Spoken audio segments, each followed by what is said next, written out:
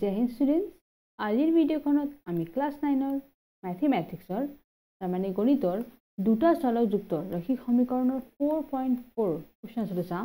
But before starting the class, welcome to my YouTube channel Exam Jyoti and start the class with the first question. প্ৰথম কুৱেশ্যনটো চাব, আপোনাৰ দিয়া আছে y = 3। এইটো এটা সমীকৰণ। ইয়াক আপোনাৰ কি কৰিব দিছে, জ্যামিতিক উপস্থাপন উল্লেখ কৰা যদি ধৰা হয় যে সমীকৰণটো আপোনাৰ চিত্ৰ 4.10 এটা চিত্ৰটো আছে, তাৰ এটা চলকযুক্ত আৰ দুটো চলকযুক্ত হিসাবে কি কৰিব দিছে, আপনাৰ প্ৰদৰ্শন কৰিব দিছে। ঠিক আছে, গতিকে চাব আপনাৰ এটা চলকযুক্ত হিসাবে প্ৰদৰ্শন কৰিব দিছে। এটা চলকযুক্ত মানে y = 3, হয়নে? y = 3 সমীকৰণটো কি কৰিব দিছে, এটা চলকযুক্ত হিসাবে প্ৰদৰ্শন কৰিব দিছে। গতিকে চাব কেনেকৈ কৰিম। y = 3 আগতে এটা সেন্টেন্স লিখি দিওঁ মই, যে y = 3 হল এটা চলকযুক্ত, ঠিক আছে, এটা চলকযুক্ত সমীকরণ। ঠিক আছে, সমীকরণ হিসাবে জ্যামিতিক প্রদর্শন। ঠিক আছে, তো জ্যামিতিক প্রদর্শনটো মই এতিয়া কৰি দেখাম আপোনালোকক। তো এইটো বুজাব মোৰ এটা y অক্ষ। ঠিক আছে, y o y ডেশ, তাৰ মাজৰটো মোৰ কি বুজাব 0, এইটো o বুজাব, এইটো হল y ডেশ, এইটো y o y ডেশটো হল মোৰ y অক্ষ। ঠিক আছে, এতিয়া চাব 1 2 3 4 5, এইটো আপনার এইফালে y অক্ষৰ ইফালে ওপৰৰ ফালে গৈ আছে, এইটো ধনাত্মক হল। ঠিক আছে, এইফালে আপনি ঋণাত্মক সংখ্যা আহিব। ওকে, -1 -2 -3 -4। ওকে, এইটা চাব আপনার সুধিছে ইয়াতে y = 3 দেখাবৰ কাৰণে। তো এইটো আছে নহয়, এইটো বিন্দুটো কি বুজাব আপনার y = 3। ঠিক আছে, এইটো কি বুজাব, y = 3 বুজাব। ওকে, এইটো বস্তু মই আপনার এটা কি বুলি কয় চলকযুক্ত হিসাবে দেখাইছো। এই যে আপনার x বস্তুটো নাই, হয়নে? গতিকে এইটো হল y = 3। ঠিক আছে, গতিকে y = 3 এটা চলকযুক্ত সমীকরণ হিসাবে মই জ্যামিতিক প্ৰদৰ্শন কৰি দেখাইছো। এইটো y অক্ষটো ড্ৰ কৰিলো, এইটো মাজতে আপনাৰ 0 থাকিব ও, এইফালে আপনাৰ ধনাত্মক সংখ্যা, এইফালে ঋণাত্মক, আৰু তাতে 3টো হ'ব, এইটোক আপনি গোল কৰি দিব, সেই বুজাব আপনাৰ y = 3 সমীকৰণটো জ্যামিতিকভাৱে। ঠিক আছে, এতে আমি দুটো চলকযুক্ত হিসাবে চাম।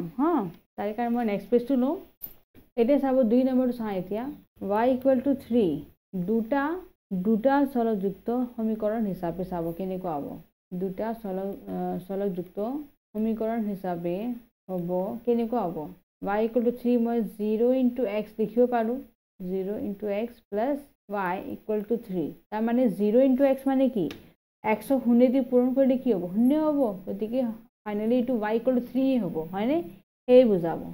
এটা চাব যদি x = 0 হয়, তেনেহলে এইটো মই এই সমীকৰণ 1 হিচাপে দিওঁ। তেনে 1 implies কি হ'ব, 0 × 0 + y = +5। তাৰ মানে কি হ'ব, y আকৌ আপোনাৰ সেই হ'ব, that means y = 3 হ'ব, নহয়? সেম ৱে আকৌ যদি x = মই 1 ধৰো, তেতিয়াও কি হ'ব, তেতিয়া কি হ'ব আপোনাৰ 0 × 1 হ'ব, হয়নে? Plus y = 3। তেতিয়া আপনার কি হবো, 0 × 1 মানে কি 0, গতিকে y = 3 হবো, হয়নে? গতিকে মই আপনার x ৰ মান যেতিয়া 0 পাইছো, তেতিয়া y ৰ মান 3 পালো। আকৌ x ৰ মান যেতিয়া 1 পালো, তেতিয়াও মই কি পালো, y ৰ মান 3 হে পালো। ঠিক আছে, গতিকে মই এটা কি বুলি কয়, এটা তালিকাটো ড্ৰ কৰি দি দিওঁ আপোনালোকক। গতিকে চাব, যেতিয়া মই x ৰ মান 0 বহাইছিলো, তেতিয়া y = 3 পাইছিলো। আকৌ x ৰ মান যেতিয়া 1 বহালো, তেতিয়া মই y = 3 পালো। ঠিক আছে, এটা যেহেতু মোৰ এটাই বস্তু মই পাই আছো, হয়নে? 0 3 আকৌ 1 3, গতিকে দুটা বিন্দু এতিয়া মই কি কৰিম, এটা ধুনীয়াকৈ গ্ৰাফত ধুনীয়াকৈ আঁকি পেলাই দেখুৱাম। ঠিক আছে, এইটো মোৰ বুজাব আপোনাৰ x অক্ষ। ঠিক আছে, এইটো 0 হল মানে অৰিজিন, মূল বিন্দু বুলি কয় যাক। এইটো হল মোৰ y অক্ষ। ঠিক আছে, ইয়াতে চাব আপনার এইটো হৈ যাব y o y ডেশ, এইটো হ'ব x o x ডেশ, নহয়? x অক্ষৰ y অক্ষ হল। এতিয়া চাব আপনাৰ এইফালে দিলো 1 2, আপোনালোকে 5টা বৰ্গ হিচাপে ধৰিব, 1 2 3। ঠিক আছে, 4 5 সেনেকৈ গৈ থাকিব। এইফালে ওপৰত কি হ'ব, 1 2 3 4 5, হয়নে? এতিয়া প্ৰথম বিন্দুটো কি আছে, 0 3, তাৰ মানে 0টো ইয়াতে থাকিব, আৰু 3 ওপৰৰ ফালে গতি কৰিলে বস্তুটো y অক্ষৰ ফালে, এইটো বিন্দুটো কি বুজাব মোৰ 0, 3। ওকে, নেক্সট বিন্দুটো আছে 1 3, 1 3টো কেনেকৈ যাব, আকৌ এইটো 1 আৰু 3, তাৰ মানে এইটো বুজাব মোৰ বিন্দুটো, হয়নে? এইটোৰ ওপৰটো ৰাফ কৰি দিওঁ মই। আকৌ 1 বিন্দুটো চাব মোৰ এইটো বুজাব 3 টো এইটো আছে নহয় এইটো বুজাব এইটো হ'ল মোৰ 1,3 হয়নে গতিকে এতিয়া চাব মই দুটা বিন্দু যে আছে ন লগ লগাই দিম হা দুটা বিন্দু যদি লগ লগাই দিই তেতিয়া চাব কেনেকুৱা হ'ব গতিকে এতিয়া চাও মই দুটা বিন্দু কি কৰিছো সংযোগ কৰি দিছো ঠিক আছে এটা হ'ল 0,3 আৰু এটা হ'ল 1,3 এইটো বিন্দু হ'ল A এইটো বিন্দু হ'ল B ঠিক আছে গতিকে মই দুটা বিন্দু কি কৰি দিছো সংযোগ কৰি দিছো আৰু এই ৰেখাডাল যে পাইছো গতিকে এইটো যে ৰেখাডাল মই পালো দুটা বিন্দু সংযোগ কৰি পেলাই সেই ৰেখাডাল বুজাব মোৰ y = 3 সমীকৰণৰ লেখডাল ঠিক আছে বুজি পাইছে বস্তুটো ইজি হয় না এফালে অলপ -1 লিখি দিব কাৰণ মোৰ মাইনাছৰ ফালেতো লিখিব লাগিব না সংখ্যাটো গতিকে এইটো হ'ল মোৰ মাইনাছৰ ফালে এফালে ধনাত্মকৰ ফালে আৰু বিন্দুকেইটা দুটা বহাই দিলো এইটোৱে হ'ল মোৰ লেখডাল ঠিক আছে কোনটো সমীকৰণৰ y = 3 সমীকৰণৰ কিন্তু ইয়াতে মোৰ দুটা চলকযুক্ত হিচাপে মই দেখাইছো বস্তুটো হা য'ত মানে x ৰ মান 0 আৰু 1 আছে আৰু y মানটো 3 পাম হয়নে ঠিক আছে নেক্সট দ্বিতীয় নম্বৰ কোৱেশ্চনটো চাব 2x + 9 = 0 এইটো যে সমীকৰণটো আছে ইয়াক জ্যামিতিক উপস্থাপন উল্লেখ কৰা যদি হা যদি ধৰা হয় যে সমীকৰণটো এটা চলকযুক্ত বা দুটা চলকযুক্ত এতিয়া আকৌ মই হেনেকে সেম আৰু এটা নেক্সট কোৱেশ্চনটো পালো আগৰ মতেই আছে ঠিক আছে এতিয়া চাব কোৱেশ্চন নম্বৰ 2 টো মই কেনেকৈ সলভ কৰিম ঠিক আছে লিখিব এটা চলকযুক্ত হিচাপে এটা চলকযুক্ত হিচাপে চাব হা 2x + 9 = কি হ'ব 0 2x = কি হ'ব -9 হ'ব এই +9 টো ইফালে গ'লে -9 হ'ব গতিকে x = কি হ'ব -9/2 নহয় তাৰ মানে -4.5 হ'বনে গতিকে x ৰ মান কিমান পালো মই -4.5 হা যদি এটা চলকযুক্ত হিচাপে মই প্ৰদৰ্শন কৰিব লাগে ওকে তে এইটো মোৰ সলিউশন ইয়াৰে একটো বুজাব 2 নম্বৰ 1 নম্বৰটো প্ৰথমটো চাই আছো মই গতিকে তাৰে কাৰণে মই x =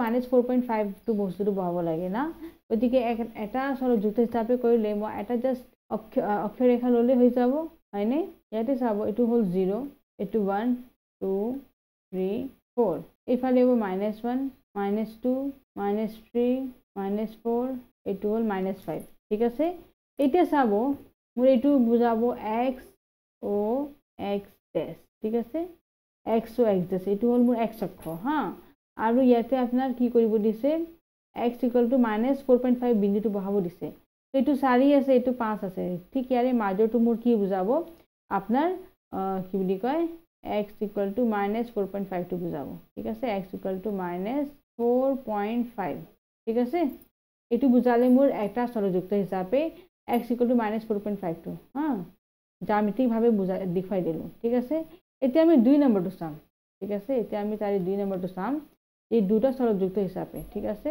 দুটা চলকযুক্ত হিচাপে 2x + 9 = 0 গতিকে 2x = কিমান হ'ব -9 সেই আগৰ মতে ঠিক আছে গতিকে ইয়াতে চাব 2x = -9 হয় ঠিক আছে पर এতিয়া মই কি কৰি আছো ইয়াতে দুটা চলকযুক্ত হিচাপে লিখিব দিছে আমাক হা গতিকে ইয়াতে মোৰ যেটো মই পাই আছো x পদটো আছে কিন্তু y পদটো নাই ইয়াতে যদি মই নিজৰ ফালৰ পৰা y এটা পদটো আনি দিম তেতিয়া মোৰ এইটো বস্তু দুটা চলকযুক্ত হিচাপে হৈ যাব যদি মই লিখো 2x + 0 * y + 9 = 0 এতিয়া এইটো দুটা চলকযুক্ত হিচাপে হ'ল না এই সমীকৰণটো হৈছে নে নাই গতিকে চাব যদি মই ইয়াতে এইটো সমীকৰণটো হ'ল আপোনাৰ 1 একত যদি মই আপনার y = যদি মই 0 ধরু তেনেহলে 1 টো কি হ'ব 2x + 0 * 0 + 9 = 0 that means x ৰ মান কিমান পাম মই -9/2 তাৰ মানে -4.5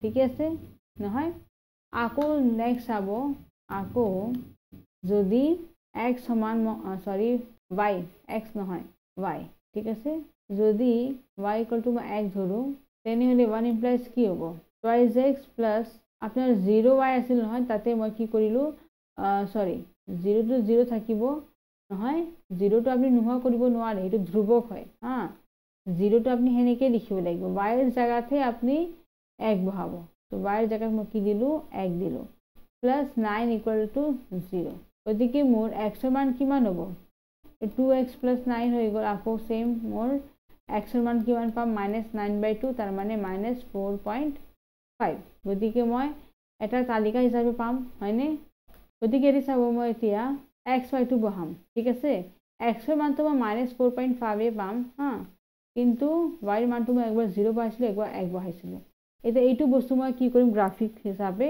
মানে জ্যামিতিকভাৱে মই লেখটো অংকন কৰি ড্ৰ কৰি দিম এই দুটা বিন্দু বহাম ঠিক আছে প্ৰতি চাও মই এটা অক্ষৰটো মই আগতে ড্ৰ কৰিম সেই ড্ৰটো হৈছে এইটো মোৰ এইটো x অক্ষ হা x o x dash এইটো হ'ল মোৰ x অক্ষ এইটো হ'ল মোৰ y o y dash এইটো হ'ল মোৰ y অক্ষ ঠিক আছে y o y dash তাৰ মানে এইটো y অক্ষ বুজাব এতিয়া যাব মোৰ বিন্দু কেইটা কি আছে আপোনাৰ 0 সৰি -4.5 আৰু 0 -4.5 টো মোৰ ইফালে যাব এটা আগতে লিখি দিম মই 1 2 3 4 এটো -1 -2 -3 -4 -5 -6 এটো যাব 1 2 3 4 5 6 7 ইফালে যাব এটো -1 -2 ঠিক আছে এটা চাও এতে মোৰ বিন্দুটো বহাব দিছে আপোনাৰ -4.5 আৰু 0 তো -4.5 টো হল এটো আৰু 0 মানে বস্তুটো উপৰ ফালে যোৱাই নাই এটা বিন্দু এগুলো এটো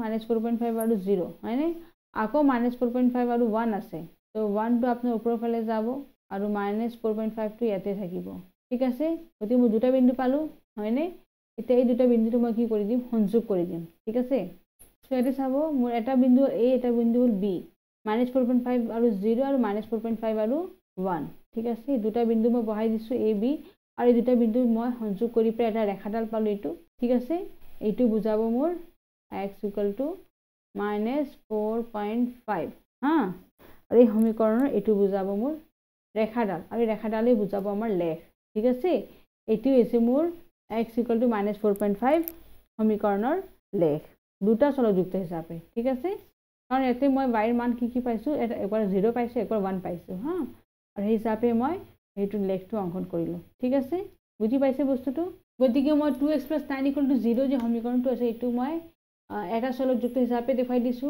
আৰু দুটা চলযুক্ত হিচাপে লেখটো দেখাই দিছো হা দুটা প্ৰদৰ্শন কৰি দেখাই দিছো যদি বস্তুটো বুজি পাইছে ভালে আছে যদি বুজি পানে মোক আৰু জনাব কমেন্টছ কৰি মই আৰু বুজাবৰ চেষ্টা কৰিম ঠিক আছে আৰু যিমান পাৰে মোৰ ভিডিওছ কেইটা শেয়াৰ কৰিব যদি শেয়াৰ কৰা নাই নিজৰ ফ্ৰেণ্ডছৰ লগত হা সোশ্যাল মিডিয়াত আৰু যদি এতিয়ালৈকে লাইক বাটন প্ৰেছ কৰা নাই মোৰ ভিডিওখনত ভিডিও আপোনালোকে লাইক কৰিব আৰু যদি সাবস্ক্ৰাইব কৰা নাই মোৰ এক্সাম চেনেলটো সাবস্ক্ৰাইব কৰিব ঠিক আছে থ্যাংক ইউ ফৰ ওয়াচিং জয় হিন্দ